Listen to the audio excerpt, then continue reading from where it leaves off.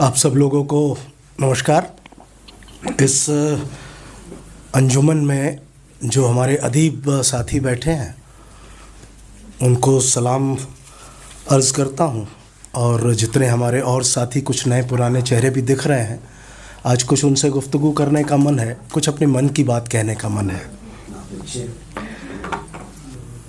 Professor Anisur Rahman साहब, professor Khalid साहब, professor अखलाक जी और मेरे अज़ीज़ मेरे दोस्त शम्स साहब और उर्दू काउंसिल के जितने परिवार के लोग यहाँ पर हाज़िर हैं,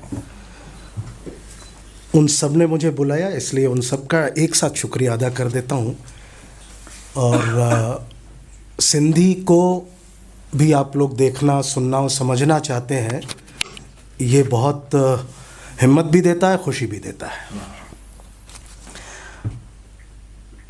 मेरी अपनी जो बात होंगी वो मातृभाषा, मादरी ज़बान, माँ बोली से वाबस्ता तो होंगी। कुछ सवाल भी उठा करके जाना चाहता हूँ आज मैं, आज के दौर के सवाल। जब ये प्रोग्राम प्लान किया जाता है, भारतीय भाषा उत्सव, और कुछ सालों से ये प्लान किया गया है, और किसी एक अदीब को, किसी एक ऐसे साहित्य जगत के एक सशक्त हस्ताक्षर के स्मृति में जब उनकी यादगार में जब ये प्रोग्राम किया जाता है, तो वो तमिल के विद्वान सुब्रमण्यम जी हम सबके सम्मुख आते हैं।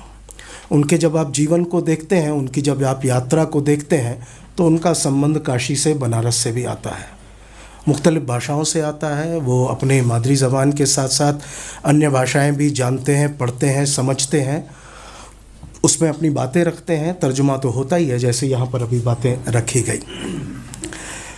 उनकी बात से ही शुरू करता हूँ। वो जो दिशा और दृष्टि देते थे, वो 3 बातें ख़ास तौर पर वो देते थे, और आप लोग बहुत आसानी से उनके उस लिटरेचर में पढ़ भी सकते हैं, समझ सकते हैं।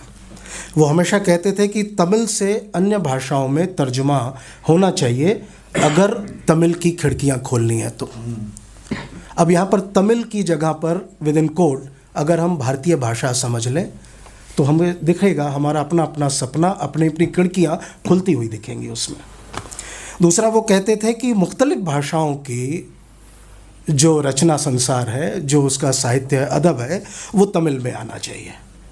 तो यानी कि ये जो आदान प्रदान है, इससे हम दोनों भाषाओं के लोग, एक तरफ जाना, एक तरफ आना, इससे उन दोनों की खिड़कियां, दरवाजे, घर खुलते हैं, रोशन होते हैं, और खुशबू दोनों समाज में उसकी पहुंचती है। और एक आखिरी बात वो कहते थे, 3 सूत्र थे, आज उनका जिक्र हो रहा है तो इसलिए उनकी 3 बातें याद आ गई, जो मुझे लगता है यहाँ पर उसको कहना ठीक होगा। वो कहते थे कि अपनी भाषा को बहुत क्लिष्ट मत बनाइए, सरल बनाइए उसी भाषा को। अब आप इनके सूत्र को समझें। मैं सिंधी के हवाले से समझता हूँ, जब सिंधी बहुत क्लिष्ट होती चली जाती है, तो आपके अपने परिवार में पैदा हुआ बच्चा अपनी मादरी ज़बान से दूर हो जाता है। अगर ये सिंधी की हालत है, तो आप लोग खुद सोच करके देखिए कि क्या उर्दू की ऐसी हालत तो नहीं हो रही है। अगर हो रही है, तो भारती साहब के इस वाक्य को, इस जुमले को हम लोगों को यहाँ पर रखना चाहिए, याद करना चाहिए कि किस प्रकार एक दूसरे के लिए और नज़दीक आए। अब यहाँ पर थोड़ा मुझे ब्रिटिशर्स की बात भी याद आती है। हम सबको क्या पढ़ाया गया? ब्रिटिशर्स जहाँ जाते थे, वो वहाँ की भाषा सीखते थे और भाषा के बारे में बड़े प्यार रखते थे और भाषाओं को बहुत बढ़ाते थे। इस नरेटिव को, इसके पीछे छुपे हुए उस खंजर को समझना होगा। वो किस लिए वो भाषाएं सीखते थे? अपना शासन चलाने के लिए, भारत के हर कोने में जा कर के, और कुछ अच्छा काम कर देते थे, छाप देते थे, डिक्शनरी छाप देते थे, और हम आज भी उनके द्वारा की गई बातों के डोल हर भाषा में पीटते रहते हैं। जैसे लगता है कि वही आए और उन्होंने ही उर्दू को जिंदा कर दिया, वही आए और उन्होंने ही सिंधी को जिंदा कर दिया। इसलिए फादर कामल बुल्के का भी नाम हम ले लेंगे और यहाँ पर अर्नेस्ट ट्रंप का भी नाम ले लेंगे, लेकिन हमारे जो उस ज़मीन में पैदा हुए जो मिट्टी के लाल हैं, उनको हम खोजेंगे नहीं, उनके बारे में हम सोचेंगे नहीं। तो ये जो दौर आया है भारतीय भाषाओं का, तो एक तो उस नैरेटिव्स को हमें समझने की ज़रूरत है जो टुकड़ों में बांट रहा है, उसको टुकड़ों में बांटने के लिए दूर कर दीजिए कि अब हम उनके चक्रव्यूह में नहीं फंसेंगे। भारत की भूमि की, भारत की मिट्टी की भाषाएं हैं और सभी एक दूसरे से बढ़ चढ़ करके हैं, सभी के बीच बहनापा है और उस बहनापे का आनंद लिया जाए, उसको सेलिब्रेट किया जाए। ये बहनापा जब मैं कहता हूँ तो आप लोगों को एक एग्जाम्पल दे देता हूँ, और वो बहनापा क्या है। आप सब लोगों को पता है कि भारत में सिंधी समाज, सिंधी भाषी समाज स्कैटर्ड है, दाना दाना है। जब वो सिंध से आया तो उसका एक छोटा सा गांव भी इधर नहीं मिल पाया जब देश आज़ाद हुआ। तो अपने साथ क्या लेकर के आया, वो सिंधी ज़बान लेकर के आया, सिंधी भाषा लेकर के आया। तो जब वो सिंधी भाषा लेकर के आया तो उसके बीच की जो फेविकॉल था वो भाषा था, और वो पूरे भारत में फैला। वो उत्तर से दक्षिण तक, पूर्व से पश्चिम तक आप देखेंगे पूरे भारत में तकरीबन 1 करोड़ सिंधी भाषी हैं और हर एक प्रांत में रहते हैं। भाषा उस तमिलनाडु में रहने वाले सिंधी भाई जिसको तमिल भी अब आती है उसको भी जोड़ती है, और जो कश्मीर और पंजाब में रह रहा होता है और जो झारखंड में रह रहा है या जो गुजरात और महाराष्ट्र में रह रहा है उसको भी भाषा के माध्यम से जोड़ रही होती है। 3 शब्द और प्रयोग करूंगा और बहनापे वाले पर अपनी बात कहते हुए फिर आगे बढ़ूंगा आप लोगों के सामने। बहनापा शब्द हमारे देश के पूर्व प्रधानमंत्री जी हुए हैं अटल बिहारी वाजपेयी जी, उनके उस भावना से निकल करके आया है। 1947 में जब देश आज़ाद होता है तो सिंध का सिंधी हिंदू समाज जब माइग्रेट करके आता है, अपने साथ भाषा लेकर के आता है, तो अंदर से बहुत पीड़ित भी होता है कि उसकी भाषा बालू सी उसके हाथ से बह रही है। वहाँ भाषा जिंदा है, सिंध में खूब ज़बरदस्त जिंदा है और खूब पढ़ी जा रही है, स्कूलों पर, कॉलेज में, अन्य जगह पर खूब उसका इस्तेमाल हो रहा है। भारत में स्कैटर्ड होने के नाते वो थोड़ी थोड़ी देर के लिए बहती बालू सी बह रही है उसमें। तो आज का जो यूथ है उसको किस प्रकार कनेक्ट किया जाए। तो अटल बिहारी वाजपेयी जी के समय जयराम दास दौलत राम जी एक होते थे जो नेहरू गवर्नमेंट में मिनिस्टर थे, और वो कहते थे उस समय के देश के प्रधानमंत्री जी सबको कि सिंधी को भी आइन में शामिल कर लीजिए, संविधान में शामिल कर लीजिए। तो जब वो शामिल होने का एक जो ये दौर चला 47 से लेकर के 67 तक, 67 तक 20 साल लगे सिंधी को संविधान में शामिल होने में, तो उस समय बहुत लोगों ने सपोर्ट किया। और आप लोग इसको गूगल कर सकते हैं, ये 21वां संविधान संशोधन था आइन का 1967 में 10 अप्रैल को, जिसका किसी ने विरोध नहीं किया और सबने एक साथ मिलकर के कहा, जितने पार्लियामेंटेरियन उस समय बैठे थे, कि सिंधी को सम्मिलित कर लिया जाए। अब इस भाषा के लिए इतना प्यार सभी भाषाओं के लोगों का, आखिर कुछ तो जज्बात जागे होंगे उनके मन में उस भाषा को लेकर के। और उससे पहले जब अटल जी की बात आती है तो वो उनसे पत्रकारों ने एक बार पूछा था, 57 में पूछा था, और वो उस समय के सरकार के लोगों को कहते थे कि बिल मैंने रखा है, प्राइवेट बिल है, लेकिन आप सरकारी लोग इसको बिल को रखो तो पास हो पाएगा, प्राइवेट बिल कैसे पास हो पाएगा। तो पत्रकारों ने जब उनसे पूछा था कि आप तो हिंदी भाषी हैं और सिंधी के लिए इतना प्यार आपको क्यों है, तो उन्होंने जो शब्द कहा था उसी शब्द से मैंने एक ये उठाया था कि हिंदी मेरी माँ है और सिंधी मेरी मौसी है। तो माँ और मौसी के बीच का ये जो संबंध है, ये बहनापा है, आज इसको पुनः जिंदा करने की ज़रूरत है। ये भारत की भाषाओं की भूमि है, ये संस्कृत की, तमिल की, तेलुगु की, सिंधी की, उर्दू की, पंजाबी की भूमि नहीं है, ये भारतीय भाषाओं की भूमि है। इसीलिए सुब्रमण्यम भारती को आज याद करना बहुत ज़रूरी है। तो जब हम सब इस बातों को लेकर के आगे चलें तो अब हम एक शब्द का प्रयोग करना प्रारंभ करें कि ये भारतीय भाषाओं का ज़माना है और भारतीय भाषाओं की ताकत की बात करेंगे। सिंधी और उर्दू, सिंधी और पंजाबी, सिंधी और संस्कृत, सिंधी और हिंदी, सिंधी और तमिल, इसको कहने से मैं बचता हूं और निवेदन भी करता हूं अपने साथियों को कि बचिए। और जब हम सिंधी को लेकर के बचने की बात करते हैं तो आप लोगों के भी जहन में कहीं ना कहीं ये बात, ये संदेश, ये सनीहा जा रहा होगा कि ये रवि जी क्या कहना चाह रहे हैं। दूसरा 1-2 शब्द और है जो नरेटिव्स की बात कर रहा हूँ, हमारे स्कॉलर्स जितने बैठे हैं ना, उनको आज के दौर में फिर से सोचने की ज़रूरत है। कुछ लोगों ने कुछ दौर में, आप लोगों को इसको इस नज़रिए से देखता हूँ, सिंधी की अपनी कुछ लोगों ने जो पढ़ाया, मैं हालांकि इस शब्द को लेकर के बहुत सहज नहीं होता हूँ, भाषा और उपभाषा शब्द प्रयोग किया जाता है। तो सिंधी की जो उपभाषा कही गई है, सिरेली, विचोली, लाड़ी, लासी, कच्ची, कच्छ की तरफ की कच्ची, और थरेली थर पारकर की, और लसबेला यानी जिधर हिंगलाज माता का देवर है, पूरा बलोचिस्तान का क्षेत्र उधर की। ये 6 उपभाषाएं हैं। और उस समय वो सभी के सभी, सिरेली जो पंजाब और मुल्तान और सिंध से जुड़ी हुई वो क्षेत्र था, बहुत ताकतवर भाषा होती थी। लेकिन जो लिटरेचर की जो भाषा बनाई गई, जिसको हिंदी के संदर्भ में भी देखें तो खड़ी बोली को हिंदी की भाषा बनाई गई, जबकि ब्रज, अवधी और भोजपुरी अपने आप में बहुत ताकतवर भाषाएं हैं। तो जो शासन जिसको ओन कर लेता है ना, उसको, वही है जिसके पास दमखम है, वो अपनी भाषाओं को आगे बढ़ा ले जाता है। तो जब दमखम की मैं बात करता हूँ तो उस समय फ़ारसी के हवाले से 2 बातें याद आती हैं। सिंध को ज़रा तसव्वुर करके देखिए, 712 में मोहम्मद बिन कासिम सिंध में आते हैं और 1843 में ब्रिटिशर्स आते हैं। अरबी आती है, फ़ारसी आती है, और उसके बाद अरगून, तरखान सब अपनी अपनी भाषाएँ लाते हैं। सिंध के खित्ते और सिंध के क्षेत्र के हवाले से मैं कह रहा हूँ। आप लोग थोड़ा कल्पना करेंगे तो आपको मेरी जो बात है वहाँ तक पहुँच जाएगी, मैं ऐसा मानता हूँ मैं। तो जब अरबी आते हैं तो अरब अपने साथ अरबी लाते हैं, फ़ारसी आते हैं तो फ़ारसी लेकर के आते हैं, और वो कोर्ट कचहरी की और साहित्य की, अदब की भाषा हो जाती है। और 2 प्रोवर्ब क्वाइन होते हैं जो आप लोगों के नॉलेज में आ जाएँ तो बहुत, आपने सुने होंगे ये प्रोवर्ब।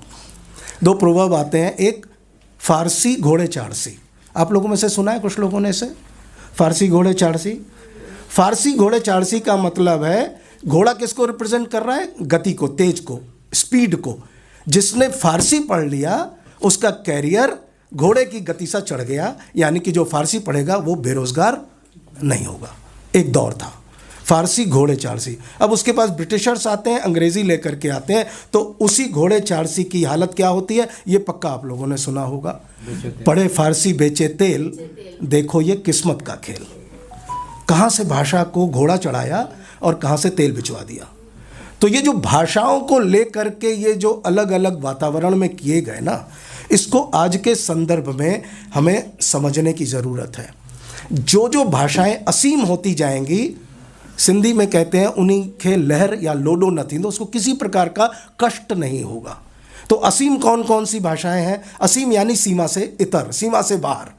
तसव्वुर करके देखिए, संस्कृत भारत के असीम भाषा है, किसी एक क्षेत्र की भाषा विशेष की नहीं है। उर्दू असीम भाषा है, किसी एक प्रांत की विशेष की भाषा नहीं है, हर जगह आपको मिलेगी। और सिंधी भी वर्तमान संदर्भ में भारत के, आज के भारत में ये असीम भाषा है, इसका कोई क्षेत्र नहीं होती है। तो असीम होने का जो लाभ है वो NEP ने, नेशनल एजुकेशन पॉलिसी ने हमें बहुत सहजता से दे दिया है। तो इसलिए जैसे जब मैं अपनी बात रखता हूं तो मैं कहता हूं कि Sindhi for Sindhi, Sindhi for half Sindhi, Sindhi for non Sindhi. अब उसको उर्दू के संदर्भ में आप लोग समझने की कोशिश कर लीजिए। जब मैं सिंधी फॉर सिंधी कहता हूं तो जिस फैमिली में सिंधी बच्चा पैदा हो रहा है तो सिंधी उसके लिए हो गई, वो पढ़ेगा, वो उसके हाथ से बह रही है, उसके परिवार की कमी है। सिंधी फॉर हाफ सिंधी, या तो उसकी मदर सिंधी होंगी या फादर सिंधी होंगे। तो जो हाफ सिंधी का है, और वो उसको समझने की ज़रूरत है कि कहाँ कहाँ सिंधी को बचाया जा सकता है। ये ठीक उस प्रकार की बात है कि हमें अपने संख्या बल को जब बढ़ाना है तो उर्दू को ज़रा तसव्वुर करके, कल्पना करके देखिए कि उर्दू को क्यों नहीं पढ़ाया जा सकता है। अगर रवि टेकचंदानी दिल्ली यूनिवर्सिटी से उर्दू सर्टिफिकेट कोर्स कर सकते हैं, इंतखाबे 9 पढ़ सकते हैं, तो ऐसे मलकानी, टेकचंदानी, आडवाणी बहुत सारे लोग पढ़ सकते हैं उसको, ऐसे शर्मा वर्मा और ऐसे बहुत सारे लोग उसको पढ़ सकते हैं। ये सोचने की बात है। ये NCPUL सोचे, ये सिर्फ उनके लिए नहीं है, हम सबको सोचने की बात है। तो जब हम लोग सोचेंगे तो उस तरह की बातें सामने लेकर के आएंगी। और सिंधी फॉर नॉन सिंधी, तो ये अपने घर परिवार के सदस्यों को बढ़ाने की भावना है। भारत के भाषाओं का ये जो आज का उत्सव है, ये आपको ये दृष्टि देता है। तो ये जो विमर्श विविध प्रकार के चले, तो दूसरा विमर्श मैं जो कहना चाह रहा हूँ, जो नैरेटिव कहना चाह रहा हूँ, ये भाषा और उपभाषा और बोली के नैरेटिव को एक बार रिविजिट कर लेते हैं। आइए, क्या ज़रूरत है कि ये इंडो आर्यन है और ये यहाँ की है और इस तरह की है? क्या सारी भाषाएं हम भारत की भाषाएं मान करके नहीं चल सकते क्या? और सिर्फ किसी को तुलना करके छोटा बड़ा क्यों दिखाना? बगल में बैठो ना यार, तुम्हारी कुछ खूबियाँ होंगी, कुछ मेरी खूबियाँ होंगी, तुलना कैसे हो सकती है राजस्थानी और भोजपुरी की?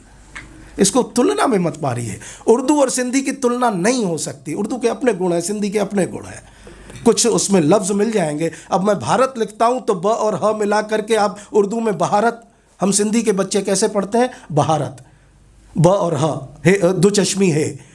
लेकिन जब हम सिंधी में भारत लिखना होता है तो 4 नुक्ते का एक अलग उसमें वर्ण बन गया, एक शब्द बन गया। भारत र और त तो एक ही है, रत हो गया। हमने भा के लिए अलग बना लिया। इसी तरीके लिए हमने थ के लिए एक बना लिया हमने। आपका त और ह मिला करके थ बनता है, हमने थ के लिए 4 नुक्ते का एक बना लिया। उसमें हम यह लिखते हैं तो नीचे 2 नुक्ता देते हैं। आप ण लिखते हैं जिसको हम पानी अगर लें, उसको आप लोग ट का शब्द प्रयोग करते हैं। तो ये तो बहती धारा है ना, बहती धारा। जिस ज़मीन में जैसा उसको मौका मिला।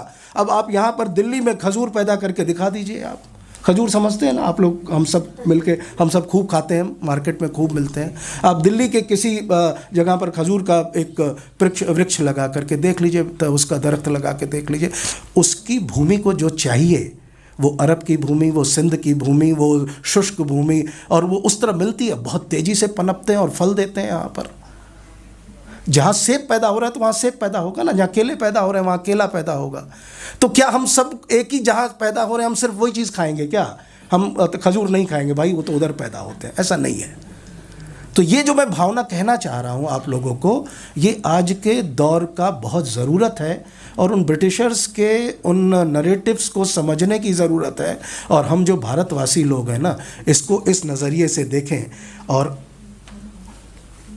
कहना बहुत कुछ चाह रहा हूँ कि इसे आप किस प्रकार से मेडिकल की भाषा अब एनईपी ने बना दिया। एनईपी के कुछ मैं पन्ने भर के लेकर के आया था, एक वाक्य ज़रूर उसका कह देता हूँ, आप लोग ध्यान से सुने।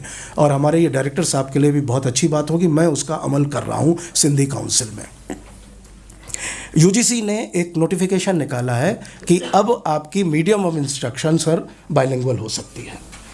आप पढ़ाएंगे किसी में भी और बच्चे को आप मौका दे देंगे कि वो जिसमें लिखना चाहे वो लिख सकता है। अब इसका ज़रा आनंद लेकर के देखिए।